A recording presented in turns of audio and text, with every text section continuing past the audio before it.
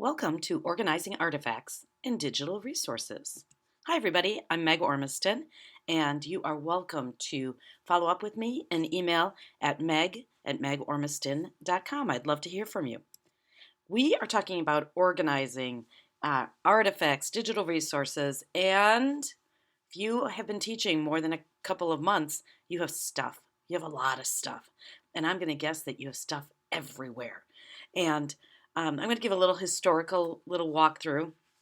Um, Back when we started putting networks in schools, we had shared drives. You had your personal drive and then you had shared drives. And they were on the network at school. And a lot of times you would do something, you would save it to the drive, you'd put it in the wrong folder, you didn't remember where you put it, you didn't remember what you named it. But the worst part was when you got home and you realized you needed the file that was at school. I was laughing getting ready for this presentation because I actually wrote the book on this. And this is my first book. And I'm laughing about it because I wrote this book when I put my boys on the bus for pre-K and kindergarten. They are now in college, my boys. This book is outdated. I begged the publisher, please, can we declare it out of print or something? And they said, no, it's still selling. And I'm like, I'm embarrassed to have my name on it. But I'm laughing because this is not a new problem. There's messes out there. Does this look like your hard drive? There's mess, mess, mess. I did just a quick Google search and I captured them. I'm not sure what's happening with the scissors in the corner, but save it to the desktop because these are the things I'm working on right now. When we're real teachers, there's rarely time to go back and say, I'll clean that up or I'll get to it this summer. What we want to do is we want to kind of tackle this whole organization system, and that's what our mission is today. So I wanted to bring up, this is in my book, and I laughed because I actually had to explain to somebody what a floppy disk was. And then other teachers came in and we all were trying to it was a young, I want to say like a third grade student. And he's like, I don't understand what that means. And then the more old teachers that got into the conversation, the funnier it became. And we had to just keep laughing. Now it's very difficult to even buy a computer that has a floppy. It has you can't buy one with a floppy disk anymore, I don't believe. But now you can't even buy them with a CD. So it's amazing how fast things have changed since I wrote the book on it. So funny. So funny. All right. Then along came this wonderful thing. Many of us called them a flash drive. Somebody last night at a party called it my savey stick. Whatever you called them, these were pretty miraculous at the time. They started out outrageously expensive, and I just saw some on sale for however many gigs. It was just so inexpensive. And so we carried these around. We carried these everywhere. Then, when you really wanted to get serious about your backup and your saving, your organization, then we went out and we bought what's called an external hard drive. And these are the portable ones. The original ones were huge, expensive, and then you back everything up. Those of you that are more organized than I am, then you would go drop it off at a friend's house for safekeeping, just in case a tornado came or something. I'm not that organized. Then what? Dropbox. Dropbox. You could go drop your files in there and share them with other people. Save them outside of your computer. So if your computer crashed, don't worry, it's all in the Dropbox. So we've been through all these different things, and this one was new to me, and I actually had to install the app to check it. This one, a lot of the strategy, when your stuff was stuck on the server at school, but you wanted to work on it maybe at home over the weekend, you had to email it to yourself. And I know a lot of you are still using that strategy, but I found an app to help you out. Mail to Self. I thought I thought it was like a joke, I'm looking for the April Fool's date or something, but nope, Mail to Self is an actual app that I now installed on my phone. I'm not going to use it, but I installed on my phone that with a click of the button, it automatically emails to me. I thought that was just another strategy. Why? Why do we care about this little historic lesson in saving? The why piece is because it's dramatically changing right now, and you need to kind of get your arms around this. What happens a lot in schools is the tech department comes up with these wild, crazy, hey, we're going to be doing this now, but it never really explains the why to you.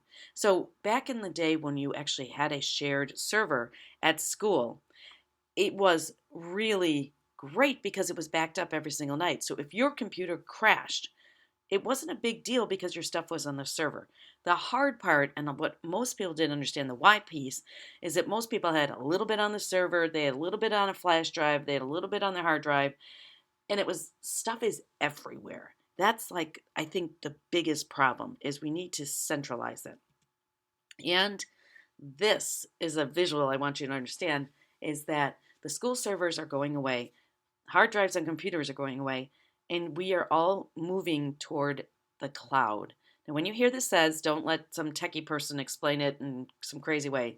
What it really means is that we're saving to servers that are not located, say, at your school or in your computer. We're saving to the cloud. That's how they're referring to it. And there's all different things. Like Dropbox, for example, is saving to the cloud. A flash drive is not saving to a cloud because that's actually physically there. So when you save it to the cloud, you are signing in, logging in, passwords, and then you save it, and you don't really know what server it's going to because it's going into the cloud. And most people are making this move to the cloud because their district has become a Google Apps for Education school. And they now use Google Drive. Google Drive is an example of cloud computing, meaning the servers are somewhere on the internet in the cloud. So as your district moves to become a Google school, they're going to start to begin to take away the servers that you've been using for years, and they're going to say, save it to your drive. And what they mean by that is save it to your Google Drive. The great news is, yay, great news. There's unlimited storage for you. You back in the day when you had a shared drive at school, you had a limited amount of file space. Now that's all gone with Google Drive. So that's kind of the why. Now, just to illustrate this even further, Chromebooks are coming into schools at amazing rates because they're inexpensive. That's one reason. The other reason is it's built to work with the Google Drive and all of the apps and so on and so forth. But one thing a lot of people don't realize is you can't save to a Chromebook like you do a laptop because it's not built for that. It is not built to be a true laptop. It is called a Chromebook. They're made by all different manufacturers, so this is just one example. But a Chromebook, it forces you to save to Google Drive. And that's what they're built for, and that's a big piece of why the cost can come way down is because it's not a full functioning laptop. So now, it's kind of, for some of you, it might have been hard to even open this because you might be this person. So are you? A digital hoarder. The picture was awful. I won't make you look at it too long. But do you have stuff? And then you have stuff. And then you have stuff. I had to look up, make sure I was using the word correctly. So a hoarder that you have carefully pulled, no, not carefully, carefully guarded for preservation. I love that. You're going to what? Save it for when you retire and you're going to go back all through the last 12 years of your career? Accumulate for the future. Well, we got to get rid of some of this stuff. What I really want you to think about is before, if you haven't made the move to the cloud yet, before you move to the cloud, let's clean up. This is not good. It's not good on your desk. It's not good on your hard drive, but it's going to be even worse in the cloud because I'm going to guess you're going to have the desk, the hard drive, and the cloud a mess. So we want to clean up before we go. So now let's get to the meat of it. Kind of the why we did. Why? Because we're moving to the cloud and we better clean up. You probably don't need something from 12 years ago. And so the how do we get rid of it? First of all, Google Drive, I don't think is going to go away. I think embrace it, get your arms around it, understand it. One of the greatest things about Google Drive is you can get to your files anytime, anywhere, from any computer that can hook up to the internet. That's the wow. There's no more of this emailing back and forth. There's no more, I left my paper at home. I didn't have a printer. It's Hey, we can plug in the internet. We'll grab it out of your drive. So in your mind, think about creating a digital file cabinet in the cloud. So let's clean up. You understand the file cabinet concept. You get that. So let's go ahead and think about just 4 or 5 main folders. I want you to think about them as file folders if that helps you. But 4 or 5 main folders. I want you to think about all of your stuff boiling down into those 4 or 5. But for example, one of your 4 or 5 might be curriculum. Okay, so that's all going to be, that's one of your folders. Now, what I'm going to say is after that one main folder, you can have unlimited number of folders underneath that.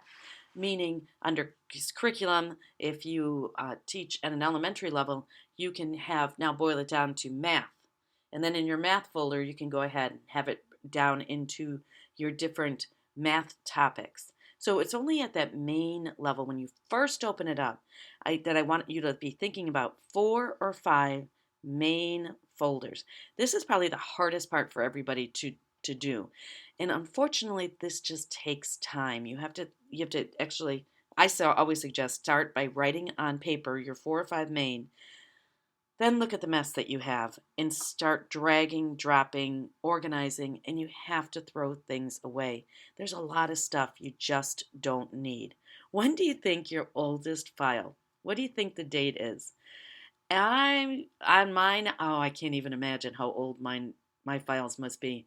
But I do try to clean up, and then I archive. So I clean up whatever project I'm working on. I try to clean it up. Then I also make an archive folder, and that I move to an external hard drive, kind of get it out of circulation. I don't think in all my years of computing I've ever gone back to my archive folders, but somehow I feel safe that they're there, they're with me. But you need to think about that. But I cannot stress what a lot of people are doing there. Of course, it's usually in May, and the tech department says we're going to be cleaning up the server this summer. Save everything, and they give you these cryptic, technophobe, weird directions, and you're running around trying to do every single thing, and all of a sudden they tell you what to do, and you end up with a flash drive full of everything you've done for 12 years, or a hard drive, and you say, oh, I'll clean that up this summer. Summer never seems to be long enough to clean up such a thing. But I can't stress enough. Clean up before you move to the cloud. Don't take every single thing from your social studies teaching at high school for the past 10 years and just drop it in a folder and share it with everybody. Clean it up, rename documents before you do such a thing. Now, sharing. We have to master this whole concept of sharing. There are documents that you do not want to share. Communication between parents and maybe special ed documents, things like that. There's stuff that we want to keep just private. But then there's also things that, hey, it's okay to share it with the entire guidance counseling team. And that goes into a different folder. Really, really critical as you move to the cloud to master sharing, making sure that you understand who has access to those documents. Very, very, very important in the cloud. And it wasn't as important in the past because you really had your own drive on the school server, and then you maybe had a grade level drive. But now you have the ability to share not only files, but folders. And where it gets difficult, I'm going to say, is when you make a folder in Google Drive, you can share that entire folder with your teammates, for example. But you have to remember that what you put in that folder is shared. So that's not where you put your special ed documents. That's not where you put communications about students. That doesn't go in the sharing. Start fresh. Start fresh. Think clean. Start with that list of the 4 or 5. And maybe you don't transfer all your documents right away. Maybe you do start from scratch. But I never want to reinvent the wheel. You've already written that field trip letter. Well, let's just dust it off and change the date. So I want us to start fresh, but not reinvent the wheel. Now, I'm all about pictures. If you notice, my presentations are very different. I use this app, which is a free app that is very picture focused. It is Haiku Deck. And Haiku Deck has an app for your iPad, it also has a website. All of my slides were built on the website, Haiku Deck. And for free, what I love about it is I check a box and I say, only give me images that are licensed under Creative Commons. And what that means is I can, I don't have to worry about copyright. Also, notice right at the very bottom, very, very small, it cites every picture for me. I don't have to do that. The app does that, which is great. But this leads me into my next segment about pictures, organizing pictures. I love Haiku Deck. I love the pictures. It's beautiful. But I'm going to guess that you have a ton of pictures. Probably a lot of them on your cell phone where, oh, quick, let's get them in action. Let's get them in action. Awesome. But what do you do with all those pictures? Well, first you can put them right up to your Google Drive. Google Drive will take almost any type of file. But this is another app from Google called Picasa. The cool part about using Picasa is you can share it with selected people.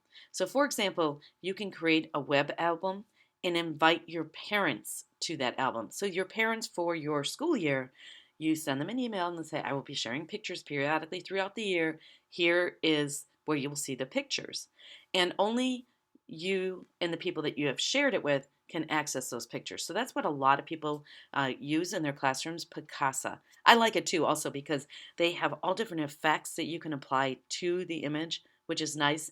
I haven't used as much of the tagging, but I will tell you one of the features that was a wow for me is the facial recognition. It goes through and says, hey, is this so-and-so? Is this so? I was shocked on how accurate it was. You probably want to think of a Picasa which has a little bit of a, I'm going to say gated community because you invite people to the web, to your web album, versus just throwing everything out on something like Pinterest or Instagram or something like that. So, especially when we're dealing with pictures of children, the environment, but it has a little bit of control, is probably better than just throwing them out there. Always, always, always, though, check with your administrator and find out what students cannot be photographed and make sure that you remember that. You have a list, you tell visitors, all of that's very important no matter where your pictures go. So, looking at this is overwhelming, but I do know some people are starting to organize their stuff on Pinterest. I don't know if I could do that. Visually, it's just too much for me. So, you've got some issues that you have to work on. First of all, you have files and you have images. We've got to come up with a system and take some time. Use my plan of the 4 to 5 categories, main categories, and then you can have subcategories underneath there. But go ahead and make a plan and let me know if I can help you. I'm an email or a tweet away. Meg at megwarmiston.com. Thanks. Have a great day.